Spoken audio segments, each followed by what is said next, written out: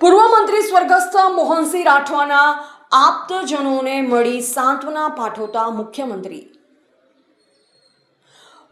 ભૂપેન્દ્ર પટેલે સ્વર્ગીય મોહનસિંહ રાઠવાની પ્રાર્થના સભામાં ઉપસ્થિત રહી શ્રદ્ધાસુમન અર્પણ કર્યા. મુખ્યમંત્રી ભૂપેન્દ્ર પટેલ, પૂર્વ મંત્રી અને અગ્રણી આદિવાસી સમાજ સેવક સ્વર્ગસ્થ મોહનસિંહ રાઠવાની પ્રાર્થના સભામાં ઉપસ્થિત રહ્યા.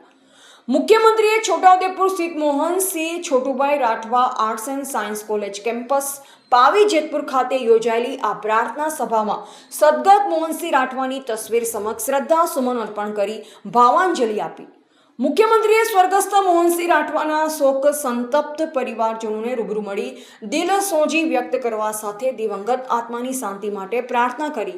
આ પ્રાર્થના સભામાં ભાજપા પ્રદેશ પ્રમુખ જગદીશ વિશ્વકર્મા, રાજ્યસભાના સાંસદ મુકેશભાઈ રાઠવા, સાંસદ સર્વ જસુભાઈ રાઠવા, મનસુખ વસાવા, ધારાસભ્ય અભયસિંહ તડવી, જયંતિભાઈ રાઠવા, લોકસભાના પૂર્વ સાંસદ ગીતાબેન રાઠવા, પૂર્વ રેલ મંત્રી નારાયણભાઈ રાઠવા તથા વિવિધ રાજકીય પક્ષોના આગેવાનો, સામાજિક સંસ્થાઓના પ્રતિનિધિઓ, ધર્મગુરુઓ અને મોટી સંખ્યામાં નાગરિકોએ સ્વર્ગીય મોહનસિંહ રાઠવાને શ્રદ્ધાસુમન અર્પણ કરવા સાથે સદગત આત્માની શાંતિની પ્રાર્થના કરી. રિપોર્ટર જીયાઉલ મકરાણી, છોટાઉદેપુર.